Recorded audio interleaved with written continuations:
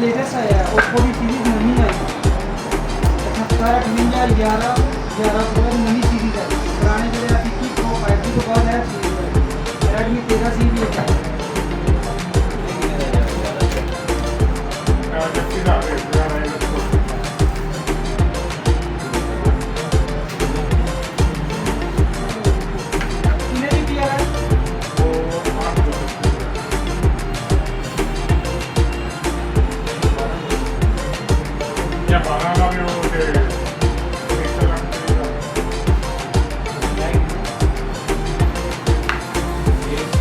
ਸਾਰੀਆਂ ਵੀ 6